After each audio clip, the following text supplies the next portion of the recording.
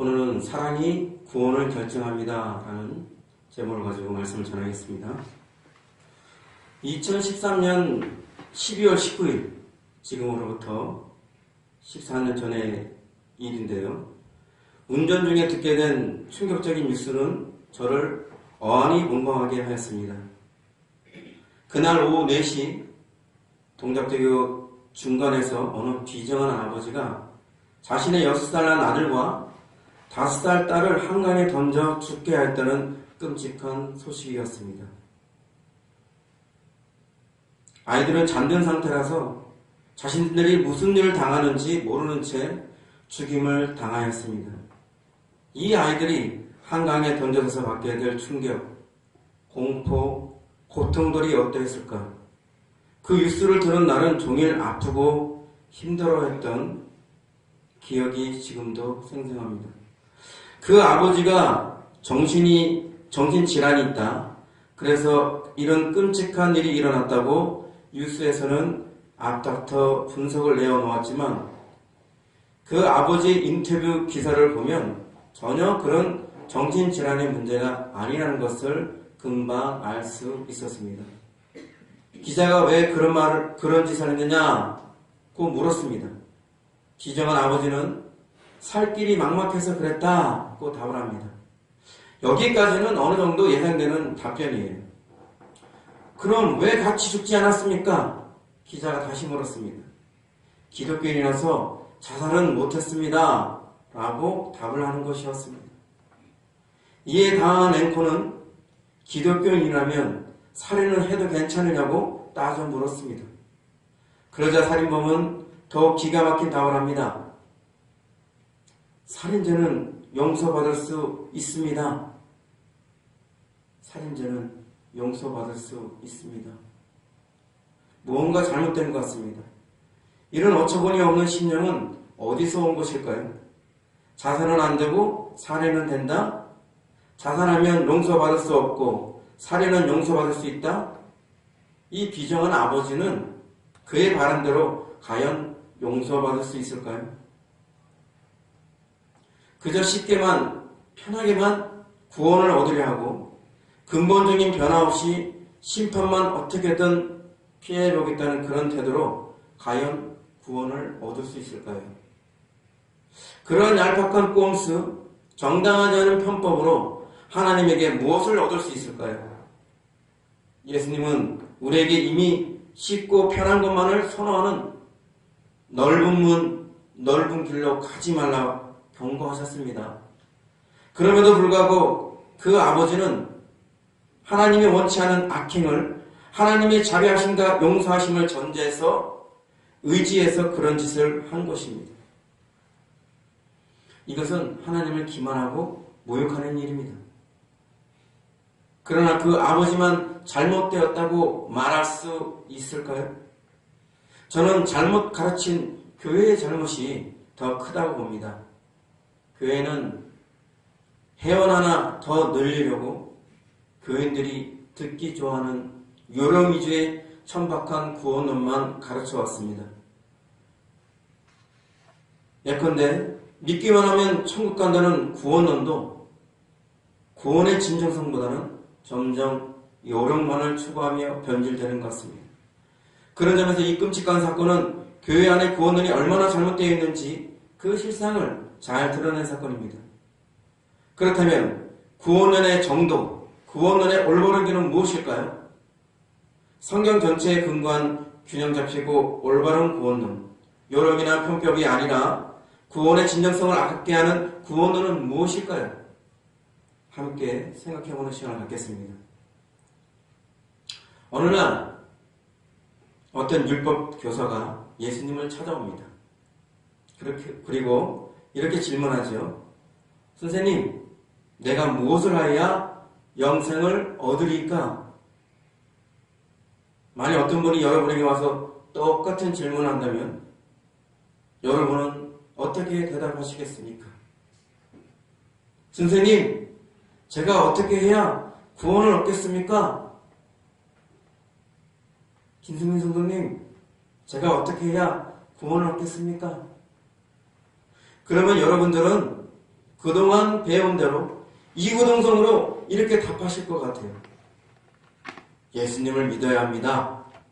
회개하고 예수님을 임금과 구주로 믿어야 구원을 얻습니다. 그런데 예수님은 여러분들처럼 그렇게 답하지 않았다는 거예요. 내 마음을 다하며 목숨을 다하며 힘을 다하며 뜻을 다하여 주 너의 하나님을 사랑하고 또한 내 이웃을 내 자신같이 사랑하라. 이를 행하라. 그러면 살리라. 오늘 본문은 어떻게 해야 영생을 얻는다고요? 어떻게 해야 살 수 있다고 하셨나요? 너무 길어요. 사랑하라. 이를 행하라. 그러면 살리라. 압축하면 이런 말씀입니다. 이상하네요. 우리가 교회에서 배운 것과 예수님의 답이 왜 다른 것일까요? 의문이 들 수밖에 없습니다. 이렇게 말씀드리면 그거야. 율법 교사에게 답을 하고 율법에서 답을 찾았으니 율법 안에서 답을 하신 것이 아니냐? 그 볼멘 소리를 하신 분도 있을지 모르겠어요. 그런데 율법 교사만 그런 질문을 한 것이 아닙니다. 마태복음 19장 16절에서는 어떤 부자 청년이, 마가복음 10장 17절에서는 어떤 사람이, 누가복음 18장 18절에서는 어떤 관리가 동일한 질문을 하였습니다. 선생님이여, 내가 무엇을 하여야 영생을 얻으리까?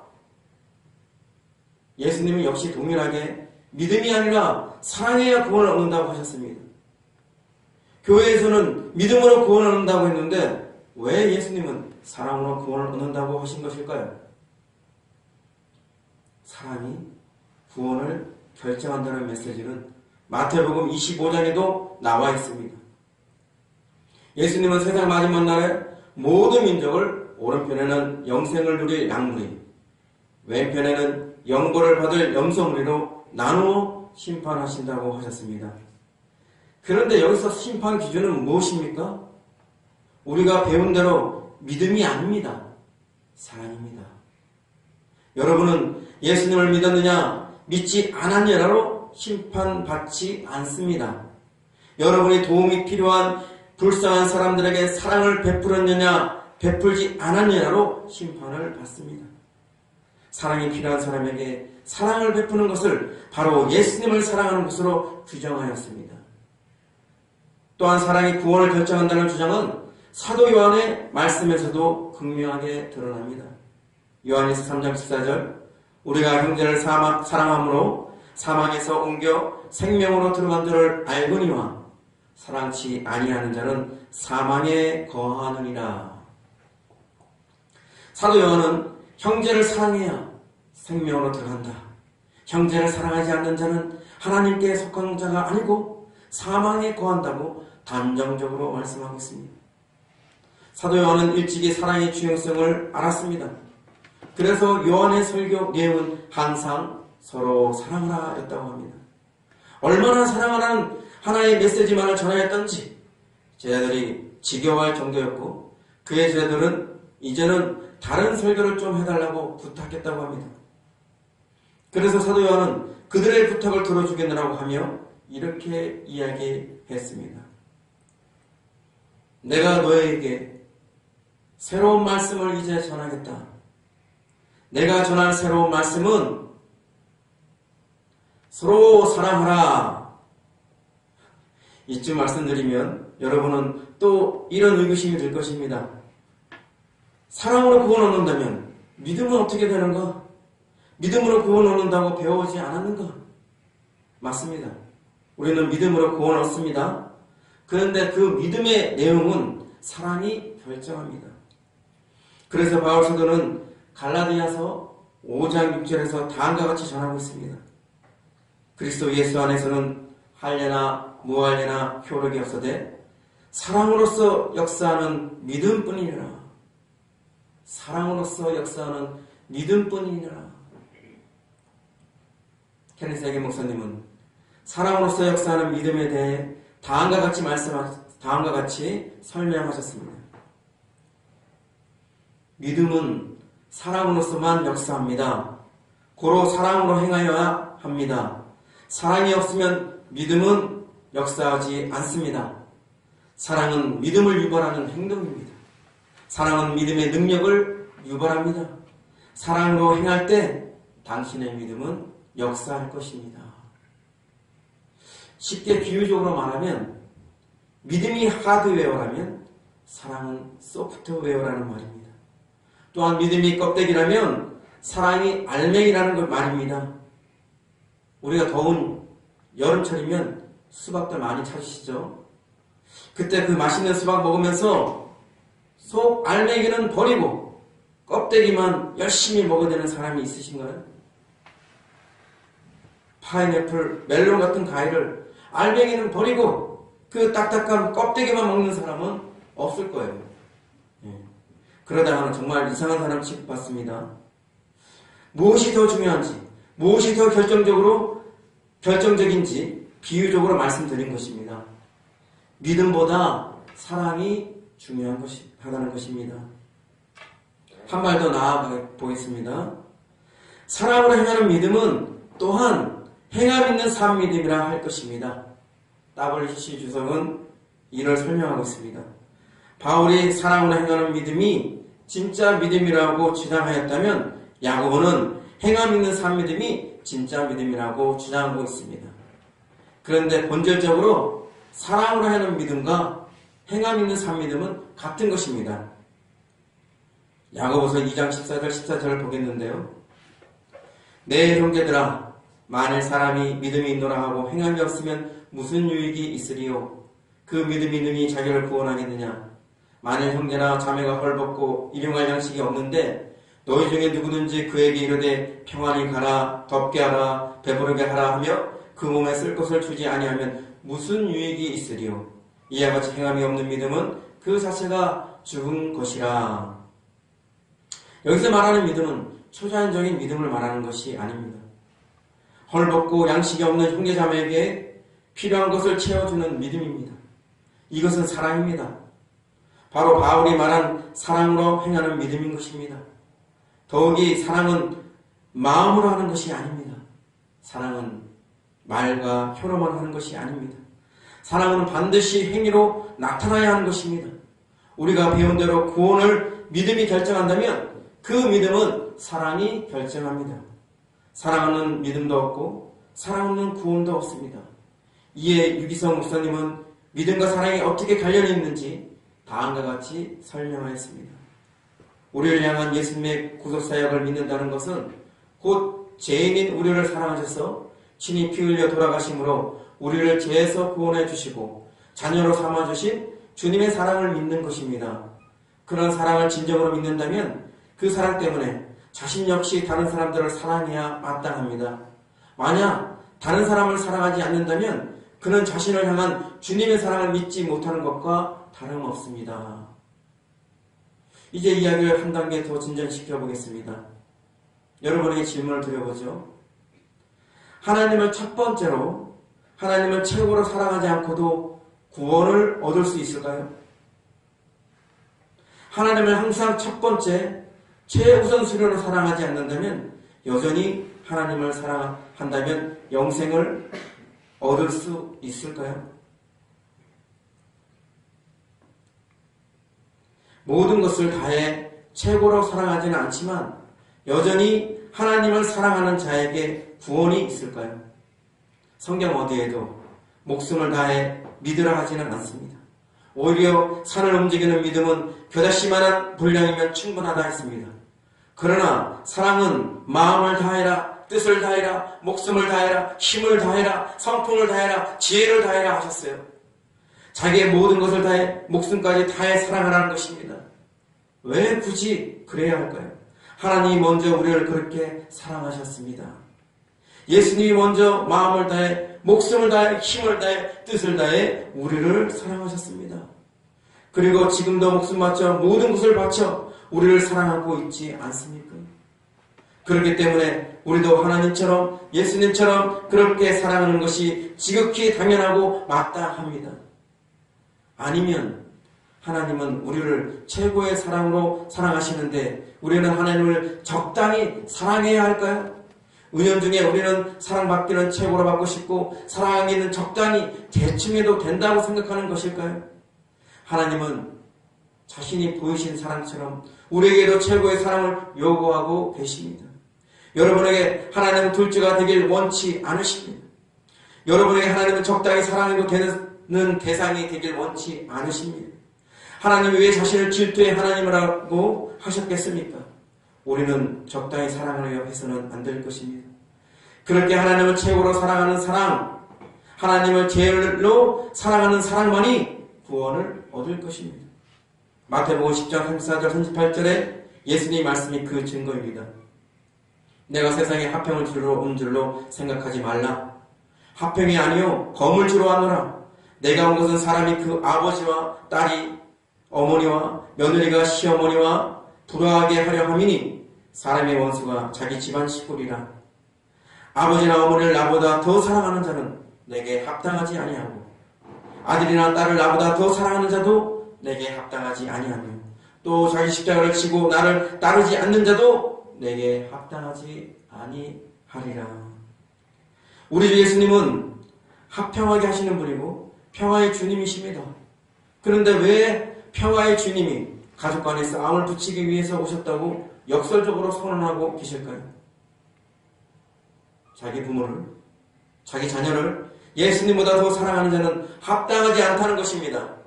예수님만을 최고로 사랑해야 한다는 것입니다. 예수님보다 더 사랑하는 것은 우상이요 우상 숭배입니다. 그리고 이어서 두 번째로 자기 십자가를 지고 예수님을 따르지 않는 자도 합당하지 않다고 하셨습니다.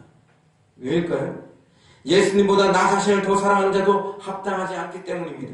자기 부모, 자기 자녀가 하나님보다 높은 우상이 될 수 있듯이 나 자신도 하나님보다 높은 우상이 될 수 있습니다. 실상 자기 부모, 자기 자녀보다 더 큰 걸림돌은 바로 나 자신입니다. 하나님을 거스리는 내 자신이 가장 큰 골칫덩어리입니다. 우리가 예수님을 온전히 주님으로 섬기려면 먼저 죽어야 합니다. 자기를 부인하고 자기 십자가를 지고 주님을 따르는 길밖에 없습니다. 이것은 결국 예수님을 최고로 사랑하는 것이요 구원을 얻는 길입니다. 마가복음 10장 29절 30절에 예수님 말씀은 두 번째 증거입니다. 예수께서 이르시되 내가 진실로 너에게 이르노니 나와 복음을 위하여 집이나 형제나 자매나 어머니나 아버지나 자식이나 전토를 벌인 자는 현세에 있어 집과 형제와 자매와 어머니와 자식과 전토를 100배나 받되 박해를 겸하여 받고 내세에 영생을 받지 못할 자가 없느니라. 예수님을 위하여 희생하고 죽는 자, 자기 소유, 자기 가족, 자기의 모든 것을 버리고 희생하는 사람이 결국 현세의 100배의 복을 받고 내세에는 반드시 영생을 얻는다는 거예요. 이 또한 적당히 사랑해서는 안 된다는 거죠. 최고로 사랑하는 자는 영생을 받지 못할 자가 없다는 것입니다. 그래서 하나님을 단순히 사랑하는 수준이 아니라 하나님을 최고로 사랑해야 구원을 얻는다는 것입니다. 그래서 오늘 본문은 내 마음을 다하며 목숨을 다하며 침을 다하며 뜻을 다하여 사랑하라. 그리하면 살리라 하셨습니다. 내 모든 것을 다하여 주님을 사랑해야 영생을 얻는다 하였습니다. 그리고 하나님을 향한 최고의 사랑이 흘러넘쳐 수평적으로 이웃을 사랑하고 형제를 사랑하게 될 것입니다. 만일 하나님을 최고로 사랑하지 않는다면 내 이웃도 내 형제도 사랑할 힘이 미치지 못할 것입니다. 말씀을 맺겠습니다. 금세기 최고의 선지자 밥 존스, 그는 자신의 사후 체험에서 죽은 자가 주님 앞에 서서 받게 되는 질문이 있다고 하였습니다. 그것은 너는 예수를 믿느냐가 아닙니다. 그럼 무엇이죠? 너는 사랑하는 법을 배웠느냐입니다. 또 다른 사후 체험자 하워드 스톰은 다음과 같은 통찰력 있는 고백을 하였습니다. 우리가 하나님과 동료 또 우리 자신을 사랑하였다면 우리는 하나님께로 이끌리게 된다. 우리가 하나님과 동료와 우리 자신을 사랑하지 않았다면 우리는 하나님의 사랑으로부터 멀어지게 된다. 중간에 위치하는 일은 없다. 사랑의 지배를 받는 사람은 하나님께 나아가고 증오의 지배를 받는 사람은 지옥을 향해 간다. 우리의 삶이 판단의 근거가 된다. 그럼에도 불구하고 오늘날 교회에서는 구원에 있어서 믿음은 필수이고 사랑은 옵션, 선택 정도로 가르치고 있습니다. 예수 믿어야 천국에 들어가고 사랑하지 못하면 책망은 들어도 천국 가지 못할 정도는 아니라고 생각합니다. 이것은 완전한 복음이 아니에요.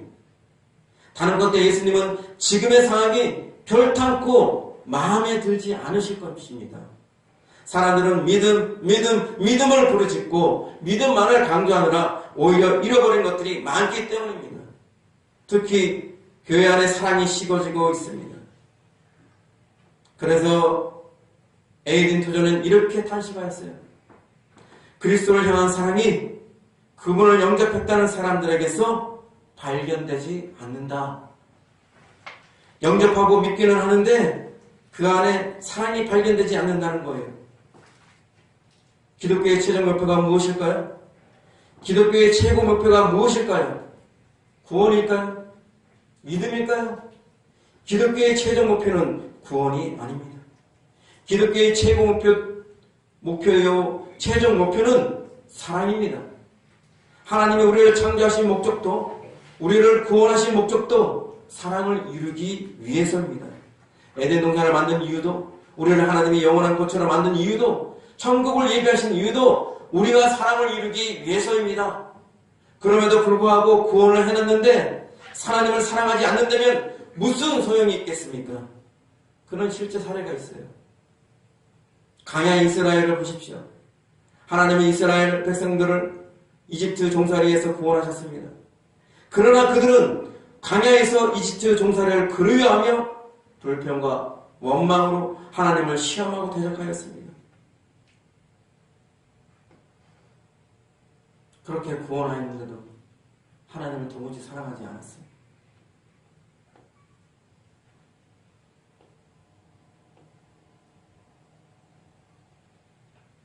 하나님을 도무지 사랑하지 않을 것 같으면 왜 구원을 해야 합니까? 또한 기독교의 최종 목표는 믿음이 아닙니다. 기독교의 최종 목표는 사랑입니다. 하나님이 우리를 부르시고 구원하신 목적은 믿음으로 구원 얻는 것으로 끝나는 것이 아니에요. 믿음으로 구원을 얻고 믿음 안에서 하나님을 더욱 사랑하는데 날마다 나아가는 것입니다. 하나님이 우리에게 궁극적으로 원하시는 것은 우리의 사랑입니다. 사랑을 이루기 위해 믿음이 필요한 것이고 사랑을 이루기 위해 믿음이 도구가 되는 것입니다. 우리가 믿음으로 구원을 얻어도 최종적으로는 사랑을 이루는 사람이 되어야 합니다. 산을 옮길 만한 모든 믿음이 있을지라도 사랑이 없으면 아무것도 아니라고 하였어요. 믿음보다 사랑이 제일이라고 하였어요. 우리는 이미 이것을 잘 알고 있습니다. 그런데 정작 구원에 있어서 믿음보다 사랑이 중요한지는 제대로 인식하지 못하는 것 같습니다. 무엇을 하여야 영생을 얻으리까? 박보영 목사님은 이렇게 말씀하셨습니다. 정말 마음으로 믿게 되면은, 진짜 십자가를 믿게 되면 마음을 다하고 목숨을 다하고 힘을 다하고 뜻을 다하여 하나님을 사랑할 수가 없어요.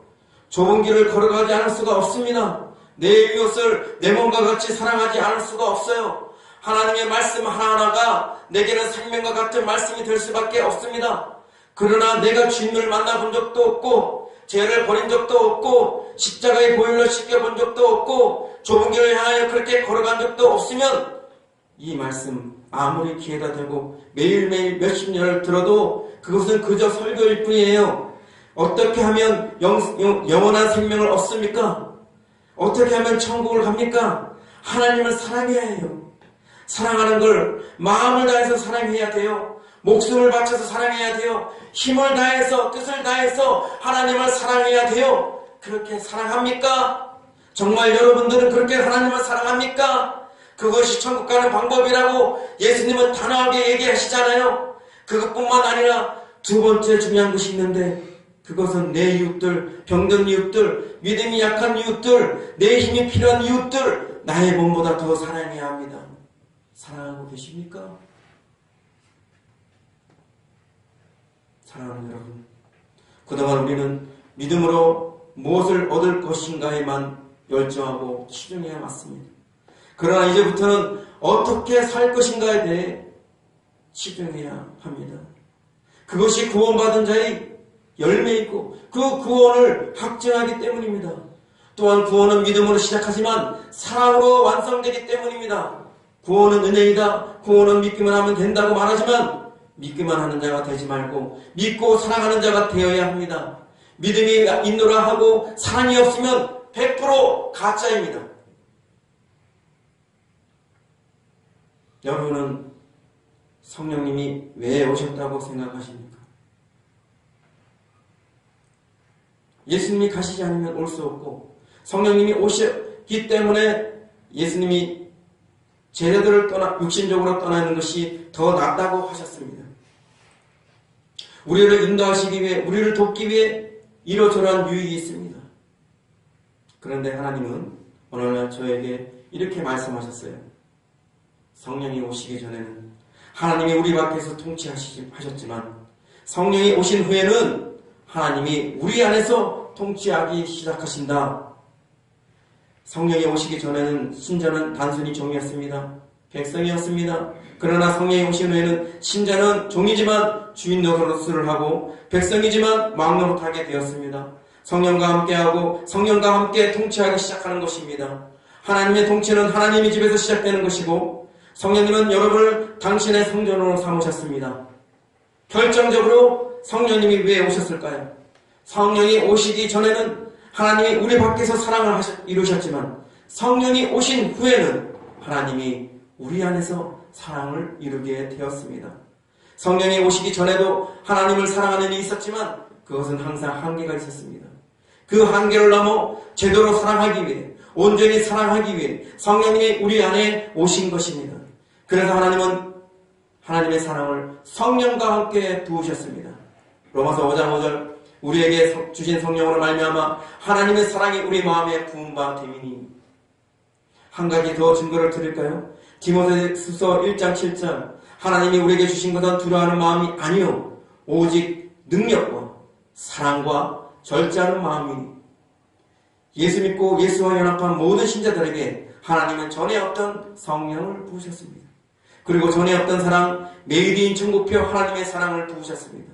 이제는 사랑이 불가능하였지만 이제는 그 사랑을 완성하고자 하나님 사랑을 부으시고 성령을 보내신 것입니다. 그런데 성령과 함께 온 그 사랑이 작동하지 않는다면 말이 되겠습니까? 하나님은 아는데 성령은 모르겠다. 믿음은 있는데 사랑은 없다. 이런 기형적인 모습은 이제 끝내야 합니다. 성령도 없고 사랑도 없는 구원과 사역에서 돌아서야 합니다.